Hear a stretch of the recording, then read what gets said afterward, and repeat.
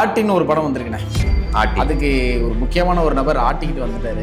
பெண் வேடம் போட்டு வந்திருக்காரு கூல் சுரேஷ் அப்படின்னு. இதாங்க நானும் கேக்குறேன், உங்களுக்கு ஒரு பிரச்சனைனா தான் நீங்க குரல் கொடுப்பீங்களா அப்படின்னு கேக்குறாரு.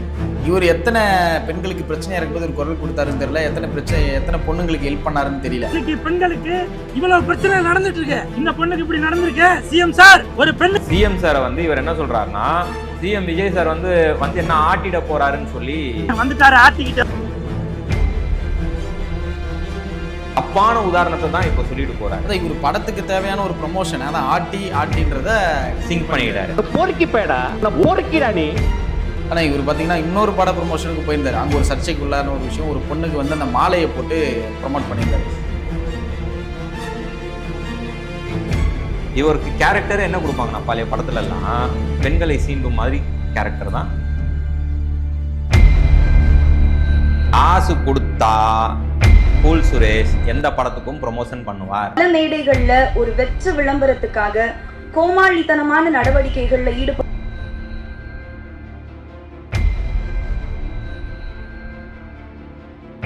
வைபென்ச்சர்ஸ் நேயர்களுக்கு வணக்கம்.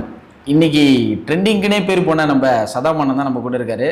ஸோ அவர்கிட்ட இன்னைக்கு ஒரு ட்ரெண்டிங்கான விஷயத்தை பற்றி தான் பேச போகிறோம். அண்ணா வணக்கம்ண்ணே. வணக்கம். எப்படி இருக்கீங்க? நல்லா இருக்கேன். ஆட்டின்னு ஒரு படம் வந்திருக்குண்ணே. ஆட்டி. அதுக்கு ஒரு முக்கியமான ஒரு நபர் ஆட்டிக்கிட்டு வந்துட்டாரு. ஏன்னா எந்த படத்துக்கு போனாலும் ஒரு சர்ச்சைக்கு உள்ளான ஒரு விஷயத்தை தான் பண்ணுவார். ட்ரெண்ட் ஆயிரணும் அப்படின்னு யார் சொல்கிறேன்னு உங்களுக்கு தெரிஞ்சிருக்குன்னு நினைக்கிறேன். தெரியுது. அவர் இப்போ ஒரு விஷயம் பண்ணியிருக்காரு, பார்த்தீங்களா? பார்த்தேன். இந்த சிங்கப்பெண்ணுடையோட வந்து ஆட்டி படத்துக்கு ப்ரொமோஷன் பண்ண வந்திருக்கிறாரு. அதாவது ஒரு சூழ்நிலையை எப்படி யூஸ் பண்ணி அதை ப்ரொமோஷன் பண்ணலான்றதுல சாணக்கியத்தனமாக யோசித்து பண்ணியிருக்காருன்னு சொல்லி கோமாளித்தனமாக பண்ணியிருக்கிறார். வேற ஒன்றும் கிடையாது. அதாவது சிங்கப்பெண் சீருடைன்றது பெண்களுக்கான சீருடை. அந்த சீருடையை வந்து இவர் அணிஞ்சு வந்து லிப்டிக்கெல்லாம் போட்டுட்டு பெண் மாதிரி வேடம் அணிஞ்சிட்டு வரலையான பெண்ணாவே வந்திருக்கேன். பெண்ணாவே அப்போ ஆப்ரேஷன் பண்ணிட்டு வந்துட்டாரா? அது தெரியலையே. அவர் சொன்னார். அதாவது என்ன அவர் சொல்றாரு அப்படின்னா, பெண்களுக்கு ஒரு பிரச்சனைனா தான் நீங்க குரல் கொடுப்பீங்களா அப்படின்னு கேட்கிறாரு. இவர் எத்தனை பெண்களுக்கு பிரச்சனையா இருக்கும்போது ஒரு குரல் கொடுத்தாருன்னு தெரியல, எத்தனை பொண்ணுங்களுக்கு ஹெல்ப் பண்ணாருன்னு தெரியல. ஆனா அந்த இடத்துல அவர் ஒரு கேள்வி கேட்டார். பெண்களுக்கு ஒரு பிரச்சனைனா மட்டும்தான் குரல் கொடுக்கணுமா? சிங்கப்பெண்ணு ஒரு திட்டம் வந்துச்சு, அந்த ட்ரெஸ்ஸை நான் போட்டு வந்து இந்த படத்துக்கு ப்ரொமோஷன் பண்ணேன் அப்படின்ற மாதிரி பேசியிருந்தாரு. ஆனா எல்லா ஆண்களையும் ஒரு கேள்வியும் கேட்டிருந்தாரு. இல்லை, இவர் எந்த பெண்ணுக்கு பிரச்சனைக்கு இவர் போய் நின்றுருக்கிறாரு? ப்ரொமோஷன் சொல்லி காசு கொடுத்தா மட்டும்தான் இவர் வந்து நிற்பார் அந்த இடத்துக்கு. ஃப்ரீ ப்ரொமோஷனுக்கும் வரமாட்டாரு. அப்படிப்பட்டவர் இவர் முதல்ல எந்த பிரச்சனைக்கு இவர் போய் நின்றாரு? சர்க்கஸ் நல்லா போயிட்டு இருக்கிற நேரத்தில் கொஞ்சம் பூஸ்ட் பண்றதுக்கு நடுவில் என்ன பண்ணுவாங்க? சர்க்கஸ் மாதிரி ஜோக்கரை கொண்டு விடுவாங்க. கோமாளிகளை கூட்டின்னு வந்து கொஞ்சம் அப்படியே கிளுப்பா பண்ணிட்டு போயிடுவாங்க. போன வாட்டி ஒரு ப்ரொமோஷன் ஒன்று பார்த்தேன், படம் ப்ரொமோஷனு. அதில் இதுலையாவது பரவாயில்ல லிப்டிக்னு சொல்லி போட்டுன்னு வந்து நின்ட்டார். பெண்ணாகவே வந்து நின்றேன்னு சொன்னார்ல, உண்மையாகவே அங்கே பெண்ணாக தான் வந்து நின்றுந்தார். பாவாடை தாவணி, ஆமாம், பாவாடை சட்டெல்லாம் போட்டு பாவாடை தாவணியெல்லாம் போட்டு வந்து நின்று ப்ரொமோஷன் பண்ணியிருந்தார். இவரோட வேலை என்னன்னா, கோமாளித்தனத்தை பண்ணி, அதாவது கேமரா ஃபோக்கஸை ஒரு பக்கம் திருப்பி அந்த படத்துக்கு ப்ரொமோஷன் பண்ணி கொடுத்துருவார். ஆனால் இந்த வாட்டி என்ன பண்ணிட்டார்னா, இந்த சிங்கப்பெண் திட்டம்ன்றது எதுக்காக கொண்டு வந்தாங்கன்னா, அரசாங்கம் பெண்கள் பாதுகாப்புக்காக. இந்த பெண்கள் பாதுகாப்புக்காக கொண்டு வந்த ஒரு விஷயத்தை இவர் ப்ரொமோஷனுக்கு யூஸ் பண்ணி, இவர் வருமானத்துக்காக யூஸ் பண்ணி, அதுலயும் பாத்தீங்கன்னா அந்த சீருடையில ஆட்டி சிங்கப்பெண் இதுன்னு சொல்லிட்டு அவர் போட்டு நின்று இருந்தது வந்து ரொம்ப வருத்தத்தை தெரிவிச்சுக்கிறேன். இப்போ இப்படி ஒரு விஷயம் வந்து பெண்களுக்காக ஆரம்பிச்ச ஒரு விஷயத்த நீங்க இப்படி உங்க ப்ரொமோஷனுக்காக நீங்க என்ன வேணாலும் பண்ணுவீங்களா, நீங்க எந்த உச்சத்துக்கு வேணாலும் போவீங்களான்றதுக்கான முன்னுதாரணம் தான் இந்த கூல் சுரேஷ். அதான் சிங்கப்பெண் திட்டத்தை அசிங்கப்படுத்துற மாதிரி ஒரு விஷயத்தை இவர் கண்டிப்பா. அதுலயுமே வந்து அந்த சீருடையில தமிழ்நாடு கவர்மெண்டோட ஒரு திட்டத்துக்கு ஒரு பட ப்ரமோஷனோட லேபிள் ஓட்டின மாதிரி ஆட்டின்ற ஒரு லேபிளை இவர் இங்க ஒட்டிட்டு அங்க நின்று பேசிட்டு. ஆனா அவர் என்ன சொல்றாரு அப்படின்னா, நான் அப்படி எதுவும் அவமானப்படுத்துறதுக்காக இந்த ஒரு விஷயத்தை நான் பண்ணல அப்படின்ற மாதிரி விமர்சனம் சொல்றாரு. இதே இவர் வந்து இந்த சிங்கப்பெண் திட்டத்தை இவர் ப்ரொமோஷன் பண்ணணும், இவர் வந்து இதுக்கு ஆதரவு கொடுக்கணும், ஒரு ப்ரொமோஷன் பண்ணணும் சொல்லி இவர் ஒரு மனநிலையில பெண்களுக்கு ஆதரவாக இவர் நிற்கணும்னு ஒரு மனநிலையில இருந்திருந்தா, ஒரு மேடை போட்டு அதுக்கான செலவை செய்து அங்க ஒரு கூட்டத்தை கூட்டி இவர் நின்று, நான் வந்து இந்த சிங்கப்பெண் திட்டத்துக்கு நான் ஆதரவு தரேன், வந்தது ரொம்ப சந்தோஷம் சொல்லி அங்க ஒரு ப்ரோக்ராமா இவர் பண்ணி அதுக்காக பேசியிருந்தார்னா இவர் உண்மையாவே வந்து பெண்களுக்காக பேசுறாரு. அப்படி பேசினா அவரோட கை காசு செலவாகுமே. அப்புறம் இது முழுக்க அவருக்கு காசு கொடுத்து செய்யப்பட்ட ஒரு திட்டம் தான். இதுக்காக வந்து தமிழ்நாடு அரசாங்கம் அறிவிச்ச ஒரு திட்டத்தை அவமானப்படுத்தலாமா? அதுதாங்க நானும் கேட்கிறேன். இவருக்கு மேல கண்டனத்தை தெரிவிங்க எல்லாரும். இவருக்கு மிகுந்த கண்டனத்தை தெரிவிக்கணும்.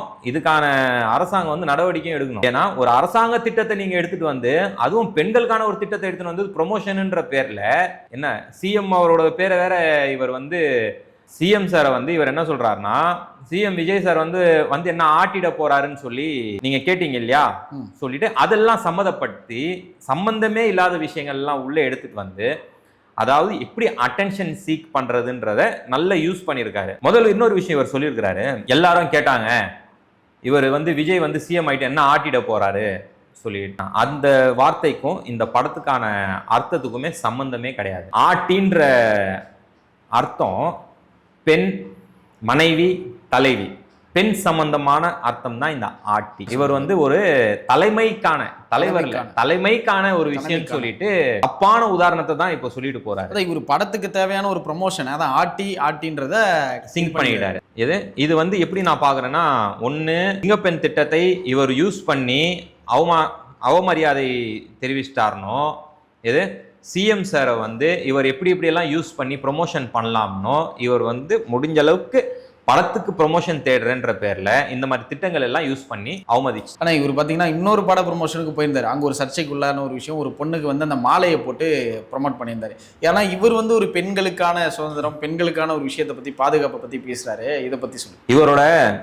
இவரோட பழைய படங்கள் எல்லாம் பார்த்துருக்க மாட்டாங்க இந்த ஜென்ரேஷன்ல. பார்த்துருந்தாங்கன்னா பெண் பாதுகாப்பை பற்றி இவர் பேசுறதுக்கு தகுதியற்றவர்னு சொல்லிட்டு எல்லாருக்குமே தெரிஞ்ச விஷயம். ஏன்னா இவரோட பழைய படங்கள்லாம் பார்த்தீங்கன்னா இவருக்கு கூல் சுரேஷ்ன்ற பேர் எப்படி வந்தது, எந்த படத்துல வந்தது, இவர் அந்த படத்துல பண்ண சேஷ்டைகள், இவருக்கு கேரக்டர் என்ன கொடுப்பாங்கன்னா பழைய படத்துல எல்லாம் பெண்களை சீண்டும் மாதிரி கேரக்டர் தான் இவருக்கு கொடுத்தது. ஆமா, அப்படியேதான் இவர் ட்ரெண்ட் ஆனவர் தான் இவர். சிம்பு சாரோட படம் குத்து, தனுஷ் சாரோட படம் திராதிரி, அந்த டைம்ல பீக்ல இருந்த 2 பேர் தான், ஒன்று சிம்பு சார், ஒன்று தனுஷ் சார். 2 பேர் கூட இவர் நடிச்சிருக்காரு. 2 பேர்கிட்டயும் அடியும் வாங்கியிருக்கிறாரு. அப்படிப்பட்டவர் தான் கூல் சுரேஷ். ஓகேங்களா?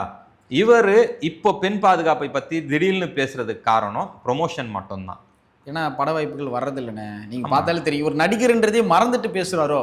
இவரும் ஒரு நடிகர்ன்றதே மறந்துட்டாருன்னு நினைக்கிறேன். அதாவது இவர் வந்து எப்படி சொல்றதுன்னா, நடிச்சா நீங்க என்ன கொடுத்துருவீங்க, 5000 10,000 கொடுப்பீங்க, அதுக்கு நான் மாசத்துக்கு ஒரு வாட்டி ப்ரொமோஷன் பண்ணிட்டு போறேன், ஒரு 50,000 1 லட்ச ரூபா கொடுத்துருங்க. மாசத்துக்கு ஒரு வாட்டி இல்லைன்னா எந்தெந்த வெள்ளிக்கிழமெல்லாம் வருதோ அப்பெல்லாம் ஒரு வாட்டி பண்றாரு. ஆமா, அதுவும் கரெக்ட் தான். ஆமா, படத்துக்குலாம் ஒரு டைம்ல பாத்தீங்கன்னா அவருக்கு போகாத படமே கிடையாது. இன்னைக்கு கொஞ்சம் செலக்டிவா போறாரு. வேற யாரையாவது கூப்பிட்டீங்கனாலும் இந்த அளவுக்கு ப்ரொமோஷன் ஆயிருக்காதுல்ல. இப்போ அந்த படத்தை பத்தி நம்மளே உட்காந்து பேசுற அளவுக்கு ஆயிடுச்சு இல்ல. கண்டிப்பா இதுவே அவங்களுக்கு ப்ரொமோஷன் தானே. அதாவது ப்ரொமோஷனுக்கு கூப்பிடுங்க, நல்ல ஒரு நாலேஜபிள் பர்சனாக கூப்பிட்டு பண்ணுங்க. என்ன சினிமாவை விட்டு அவுட் ஆகிட்டு படம் வாய்ப்பே இல்லாதவங்களெல்லாம் கூப்பிட்டு நீங்கள் நிப்பாட்டி வச்சுக்கின்னு எவ்வளோ கேவலமாக பண்ணணுமோ எல்லா விஷயங்களையும் மேடையிலேயே பண்ண வச்சுட்டு நீங்கள் உங்களுக்கு என்ன ஆக மொத்தம் வந்து உங்களுக்கு ப்ரொமோஷன் ஆகிடணும். அதுதான் இதெல்லாம் பண்ணிட்டு இருக்கீங்களா?